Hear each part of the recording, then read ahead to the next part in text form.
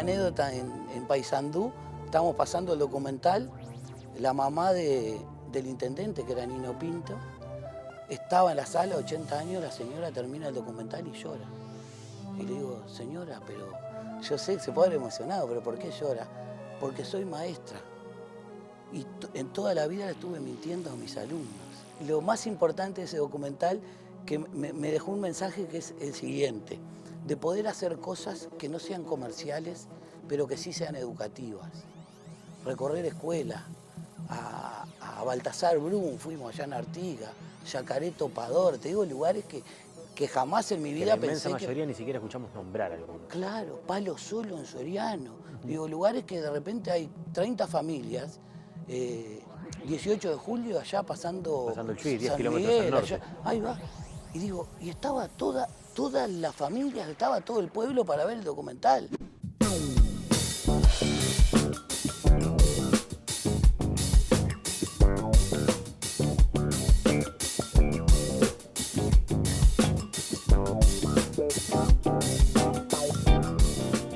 ¿Cómo es vivir con 3 hijas? Y la verdad que es complicado vivir entre mujeres, ¿no? Pero es lindo también, es divertido.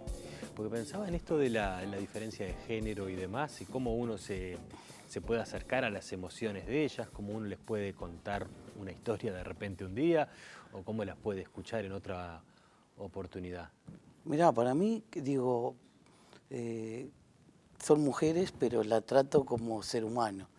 Digo, puede haber sido varones, pueden haber sido mujeres, pero el trato que tenemos de padre e hija es normal, como con cualquier persona. Tengo 3 hijas, la más grande Valentina, Georgina y Juliana, que la más chica lleva 10 años de la primera. Digo, son diferentes etapas, De 30 a 20, digamos. diferentes décadas. Y en realidad la que está conmigo trabajando en esto, que le gusta, es Juliana, que es la más chica. Ahora está aprendiendo cine en la escuela de cine con nosotros. Pero el diálogo es como toda familia, ¿no? De repente con algunos te cruzas más que con otro, o te entienden más o te entienden menos. Pero como yo siempre, todos mis trabajos tuvieron que ver con el cine, y tuve mucho tiempo en mi casa, si bien viajaba, pero tenía mucho tiempo en mi casa y las disfruté mucho desde chiquita, ¿viste? Y creo que eso es lo más importante. ¿Pudiste compartir? Pude compartir con ellas todo, las vi crecer a todas, porque de repente, yo qué sé, tenés un trabajo, te borraste 3 meses y te perdiste 3 meses de su vida, y yo no, yo estuve siempre, vi todo el crecimiento de todas, y creo que traté de compartirlo lo mejor posible, como con mi señora, que este año va a ser 34 años que estamos casados, así que imagínate, es toda una vida. Viste que ahora con lo digital, todo el mundo tiene como la obsesión de registrar la foto, el videíto y todo lo demás. ¿Cuánto archivo tenés de tus hijas? No, ni que hablar, antes de lo digital. Claro, porque vos arrancaste antes, pero tenías las máquinas. Claro, sí, siempre la fotografía, y siempre me gustó todo, y tengo fotos desde, yo qué sé, no las grabé cuando nació la más grande porque no podía, pero entré al parto y me hubiera encantado haber registrado ese momento, pero siempre. Que pariera tu esposa en un estudio para poder meter muchas cámaras. No, ni que hablar, porque para un padre, para mí, lo más lindo es ver nacer a su hijo, es algo que digo que es irrepetible, con otro hijo únicamente, pero si no, para mí es la emoción más grande, es haber visto nacer a mis hijas. ¿Y cómo fue darles clases? No sé si le diste clase a todas, pero en un colegio que ellas iban, vos dabas clases de cine, ¿no? Ahí va, yo daba clase de cine y tuve la oportunidad de darle clase a la más chica, porque las otras ya estaban en el liceo mientras la chica estaba en la escuela. No, y la verdad, era una alumna más, como es ahora en la escuela de cine. Me encanta cuando se destaca en algo, o cuando es como que le lleva ventaja a los otros, porque hay muchas cosas que las vio antes. O yo qué sé, los otros días, por contarte algo, hicimos un cortometraje en la escuela de cine, y Juliana llegó a casa y lo editó. Y a mí me encanta que en una jornada pueda haber hecho un cortometraje, haya llegado a casa, lo haya editado, y yo le dije, eran las 2 de la mañana, pasáselo a tus compañeros. Dijiste, anda a dormir. Claro, no, pero pasáselo a tus compañeros para que vean que se puede hacer, que no porque sea la hija del director de la escuela se acostó a dormir y lo edito cuando pueda, no. Ella tuvo la responsabilidad de su trabajo terminarlo, y mostrarse a sus compañeros para que vean que, digo, era real lo que estaba haciendo. Pero evidentemente le contagiaste la pasión. No, sí, ni hablar. Los otros días se estaba dirigiendo el cortometraje y había gente que decía, che, mirá que esta te va a superar, que te salió buena. ¿Viste esas cosas que a un padre lo llena de orgullo, no? Lógico. ¿Y de dónde nació tu pasión? Porque en Mariscala, donde naciste, como que mucho cine no creo que hubiera. No, y ahí viví 3 años nada más. O sea, en realidad viví en Aiguá 3 años. Nací en Mariscala, viví 3 años en Aiguá y después a los 3 años me fui a Minas, donde ahí sí había viví cine. hasta los 15 años. Y ahí había cine y había matiné. Por suerte había matiné. Explicá qué es la matiné. Bueno. Yo llegué a la generación desde la matiné, pero ¿qué Bueno, era la una matiné era los domingos que pasaban 4 películas y yo entraba al cine, el cine Doré, me acuerdo, el cine 18 de julio, habían 2 cines. Entraba a la 1 de la tarde hasta las 7 de la tarde mirando películas. Wow. Mientras que mis compañeros iban a jugar al fútbol, mi compañero de escuela, y yo no enganchaba a uno que quisiera ir al cine, me iba solo al cine y me veía todas las películas. Y lo más cercano que yo tenía a las películas, después recrear lo que veía con soldaditos, con un fuerte que tenía. Digo, cuando iba afuera al campo, a la casa de mi abuelo, andaba a caballo y recreaba las escenas. Te sentías esas. en un western. Sí, no, tremendo. Me hacía mi película sin filmarla porque no tenía con qué. Me acuerdo que mi madre tenía una cámara de fotos que se miraba por arriba, así era un cubo, una caja cuadrada, miraba por arriba y tenía espejo y se ponía acá. Y después salieron unas que eran una eran 110, con un rollito así que venía. Exacto. Digo, siempre me traté de acercar, pero nunca tuve la posibilidad porque primero que estaba en el interior. Y segundo, que de estudiar cine o de que se supiera que se podía llegar a estudiar cine, no, imposible. ¿Y cuándo, digamos, como paso previo al cine, cuándo se presenta en tu vida la idea de decir, bueno, voy a buscar trabajo en el mundo audiovisual? O sea, es como que se dio todo. Yo llegué a Montevideo con 15 años, nos vinimos a vivir acá con mis padres y salgo a buscar trabajo por el diario, Gallito Luis, como todo el mundo, buscando trabajo, y doy con una productora de video. Juan Carlos Rodríguez Castro era el director, era el dueño. Después había otros compañeros, Tito Sarti, Walter González, Daniel Rodríguez, que era el hijo, y que hacían comerciales. Pero hacían comerciales en cine, porque el video en esa época no existía. ¿Qué años estamos 78. Hablando? Claro. Imagínate que el Mundialito acá el 81 se filmó con cámara de cine. Y en el 78... Y fue la llegada de la televisión color. Claro, ahí va. Pero yo en el 78 yo arranco a hacer comerciales. Y yo decía, qué bueno una cámara de cine, la quiero tocar. Veía que traían las latas de película, todo. Estuve 6 meses para que me dejaran tocar una cámara de cine. No como ahora que vos se la das en el momento. Nosotros vamos a la escuela de cine y la cámara la tocan instantáneamente los alumnos. Claro, porque por más que haya que estudiar, no deja de ser un oficio. Claro. O sea, es práctica. No van a abrir un fulano al medio y tiene que después conectar bien Ni una hablar. vena con otra. Ni hablar. Y bueno, Hay ahí que empecé. Y ¿sabés lo que primero que me dijeron? Digo, yo quiero trabajar en cine, quiero hacer esto. Bueno, tenemos un rodaje, hay que hacer 30 refuerzos. Y yo me dieron milanesa, me dieron pancito. Esto hacen los asistentes de producción. Ah, bárbaro. Y después me dieron de catering, mucho gusto. Me dieron una escoba para barrer un estudio. Y yo digo, no, pero yo quiero aprender cine. Bueno, pero cuando empezás tenés que empezar a hacer estas cosas para ir aprendiendo. Y ahí es donde me di cuenta, que es lo que aplicamos ahora, que para llegar a ser un buen director, un buen realizador, o no buen, pero un realizador o un director, tenés que pasar por todas las etapas. Porque tenés que hacer producción, asistencia de producción, cámara, asistente de cámara, director de fotografía, sonido. Si vos haces todo o sabés cómo se hace todo, podés ser un buen director. Porque es difícil dirigir a alguien sobre algo que vos no sabés. De repente vos le decís, ay, che, bajame el micrófono un poquito más y de repente no te das cuenta que está entrando en plano. Estás en un plano general que te está entrando el micrófono. Y de repente en un primer plano no entraría. Y viste, y yo creo que todo eso de comenzar trabajando en esto es lo que me fue dando también un poco de el aprendizaje ese que es lo que transmito ahora, ¿no? Eso también te aporta la posibilidad de entender y respetar el trabajo de todos. Sí, ni hablar. Porque aprendiste que el que pone las milanesas en el pan se lo está tomando en serio o tiene el deseo de hacer otra cosa, pero en ese momento quiere hacer eso bien. Y hay que respetar su trabajo, y el que barre el estudio lo mismo. Y es tan importante como el que está dirigiendo, porque si las milanesas esas no están bien, están feas, se quedan sin comer, todo el equipo técnico. Hay un efecto dominó tremendo. Y si el piso está mal barrido, cuando van a hacer la toma va a salir la suciedad en la película. O sea, digo, acá es un equipo y hay que trabajar en equipo y todos dependen de todos. Claro, no hay otra chance. Estaba pensando que por esa época que vos te venís a Montevideo, se realizan, creo que las hace Cinemateca, algunas películas uruguayas. No sé si era El día que mataron a Venancio Flores. Sí, que la dirigió Rodríguez Castro, Juan Carlos Rodríguez Castro. Mirá, con quien, bueno, tu primer empleador, sí, digamos. Sí. Ahora, ¿por qué cuando vos participás después, a mediados de los 80, en un par de películas más? Sí. Pero sin embargo, últimamente cuando uno escucha hablar del cine uruguayo, hay como, se plantean como etapas y se saltea mucho esa época. Se habla a partir de otra película en la que vos trabajaste, que fue El Dirigible, se marca como un mojón y después a principios de los 2000, a partir de 25 watts, como una industria que empieza a funcionar. Pero ¿por qué te parece que nos olvidamos de...? Y yo lo que creo que no es que nos olvidemos, sino creo que ahí el cine empezó como a comercializarse y a ver más técnicos. Yo te cuento, por ejemplo, en el 84, 85, que fue que hicimos Soledad, que yo hice la producción, que Nelson Sánchez, alguien que trabajaba acá en el canal o que trabaja, no sé, fue director de fotografía. Esa película la dirigió Daniel Arijón.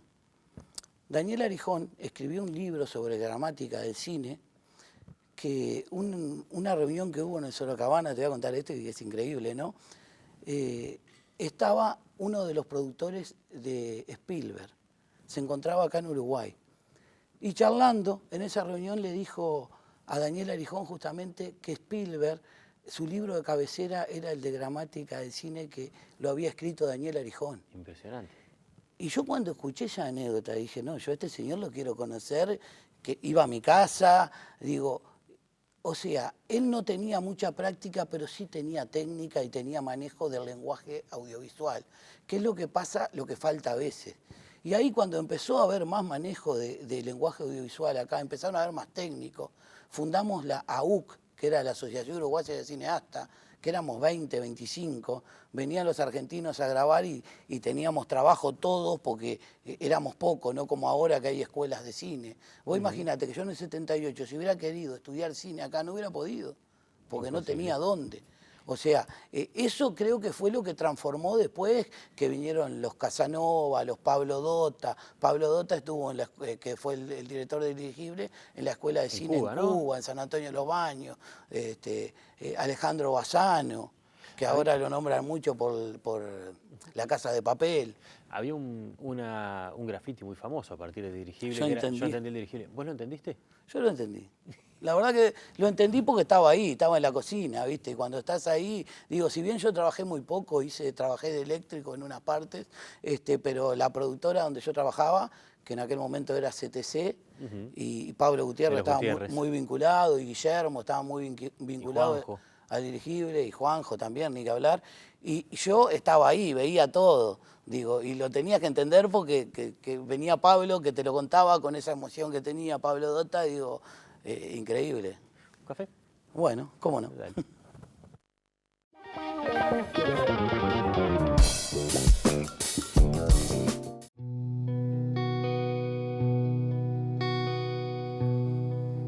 pensando en algo que hablábamos al principio, la vida en el interior y cuánto Minas con dos cines tenía una industria del entretenimiento brutal. Ni hablar. ¿Cuánto influye la existencia o no de una industria del entretenimiento para que se puedan desarrollar o no estos oficios, estos talentos? La verdad que, digo, yo creo que es muy importante hoy día, en el 2019, yo sé que con toda la tecnología, el Facebook, DirecTV, Netflix y todo esto, que nos acercan las películas, pero no es lo mismo que verla en una pantalla gigante. No, claro, impacta yo creo distinto. que tendría que ser como esencial que en cada departamento, en la ciudad principal de cada departamento, hubiera un cine. Tendría que existir, porque yo creo que hay mucho talento en el interior y hay mucha gente haciendo cosas. Lo que pasa que a veces no lo sabemos. Nos damos cuenta cuando triunfan en el exterior. Hoy día hacer cine es muy muy fácil técnicamente porque los equipos, vos agarrás un celular y yo me acuerdo que en el 2009 que presentamos un documental en el Festival de Cine de Punta del Este con Nelson Caula, habían presentado un documental que se llamaba Pasto que estaba hecho con un celular. Te estoy hablando del 2009 y vos lo veías y no tenía mala calidad. Y no es como ahora que son 4K, 8K.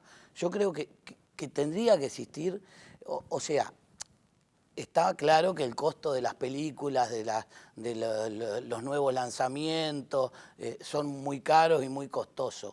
Pero yo pienso que si se le pone un poco las pilas en eso, tendrían que tener todas las ciudades principales la obligación, me parece a mí, de poder estrenar las mismas películas al mismo tiempo en todos lados como en Montevideo. Porque no es que te tengas que venir a Montevideo para ver cine o buen cine.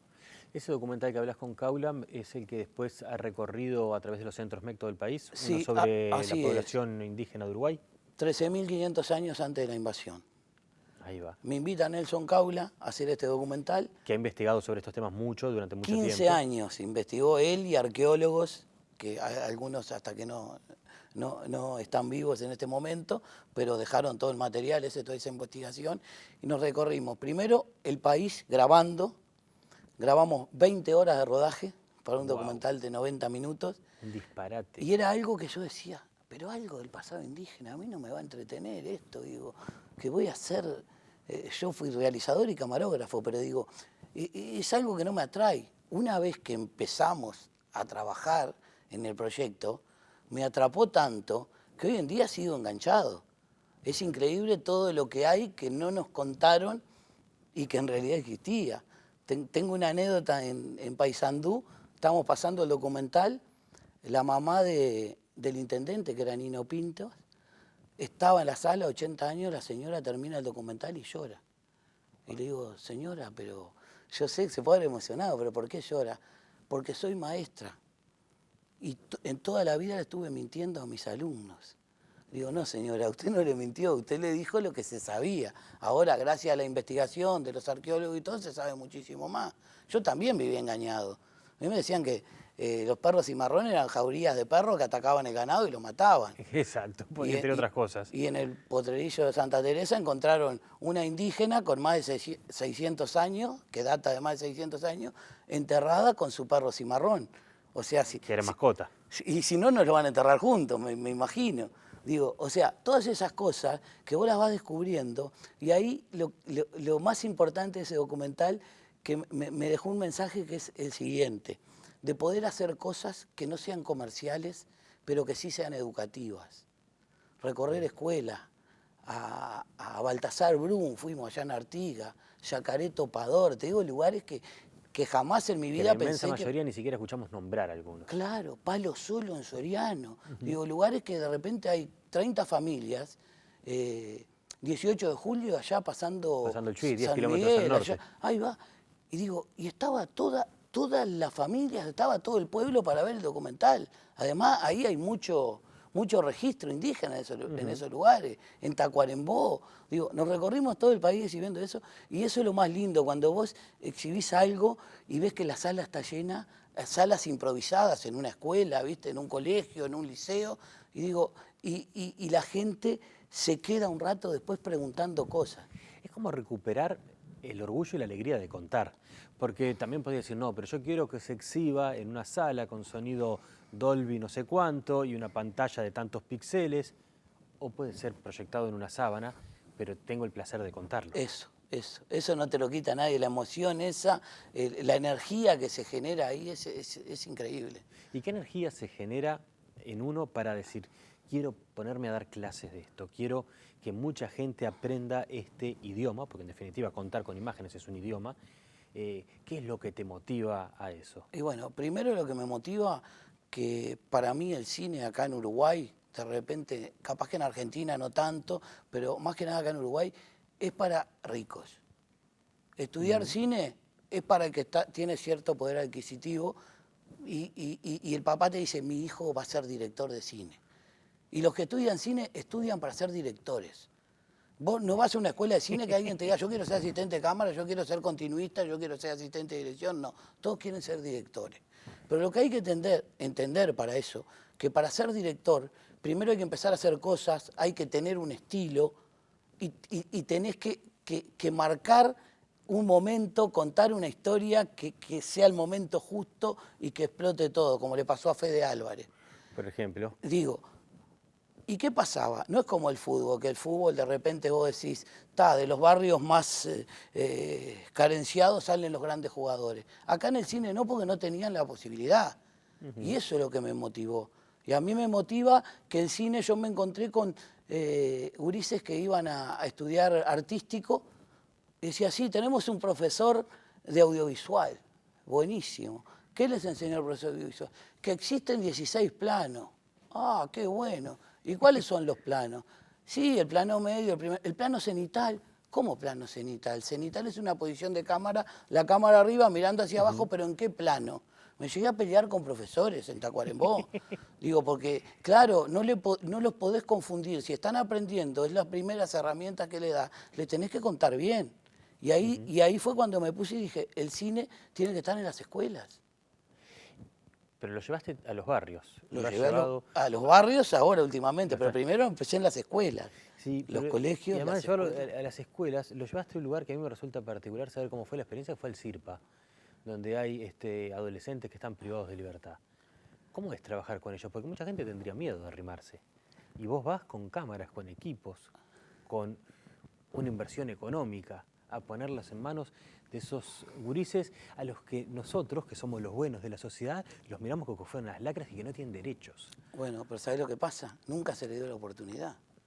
Digo, quizás hay mucho talento ahí adentro, pero nunca fue potenciado, porque ellos nunca tuvieron la posibilidad de que alguien les contara cómo se hace el cine. Lo más cerca que tuvieron era ver una película como me pasaba a mí cuando era chico. Pero el tema es ver el cine, hacerlo y ver cómo se hace, qué es lo que hacemos nosotros. Mirá, nosotros en el CIRPA hicimos un taller, habían 20 alumnos, y viene la directora y nos dice, bueno, mirá, yo te voy a contar esto. Acá estuvo el Flaco Castro haciendo un taller de murga, que el Flaco lo conozco, es un genio, y dice, y por allá levanta la mano uno y dice, ¿cuándo termina esto que me quiero ir? Y el taller debería estar buenísimo porque yo lo conozco al Flaco. ¿Entendés? Y digo, y bueno, vos quédate tranquila que las 2 horas no se van a mover de acá. Bárbaro. A los 15 minutos a uno le doy la cámara. Le digo, vos le enseñé cómo sacar fotos y registrar lo que está pasando acá. Y empezamos a armar historias y contarle los planos, cómo hacer un guión técnico. Después empezamos. El de la cámara se me iba acercando a la puerta y le digo, pará. Vos cerca de la puerta con la cámara no. Porque en cualquier momento salí corriendo y me quedo sin cámara. Ja, empezaron todos a la risa y ya como que se rompió el hielo, ¿viste? Y habían muchos que tenían miedo de hablar y empezaron a hablar y a contar ideas. Te paraste como un igual, como un cómplice. Ahí va, pero digo, yo sé quiénes son ustedes. No lo podés mirar como diciendo, no, son unos santos. Empezaron una historia y pero dice... tampoco como demonios. No, tampoco, pero dice, una historia que hay una señora que viene con una cartera. Nosotros estamos en una esquina haciendo una fogata, fumando porro, pasa la señora y le robamos la cartera. Viene uno y me dice, le digo, pero ¿sabés lo que pasa? Ahí no se nota la actuación, porque eso lo hacen ustedes todos los días. Tienen que hacer lo contrario, defender a esa señora que la están robando. Tenés razón, dice, porque si no, no soy el personaje, soy lo que hago siempre. Y tenés que entrar en confianza con ellos, saludarlos y tratarlos. No tenerles miedo. Yo he ido al liceo en Casaballe, los profesores tienen miedo a los liceos. Le hice sacar la gorra a uno y me dijeron que no se podía sacar, porque ellos le tenían miedo. Yo digo, no, la clase hay que respetarla. ¿A qué huele el celuloide? Y el celuloide huele para mí a pasión. Es una pasión, porque una vez que olí el celuloide no me despegué nunca más del cine. ¿Es adictivo? Es adictivo, claro que sí. Gracias por la visita y por la charla. No, por favor, gracias a vos.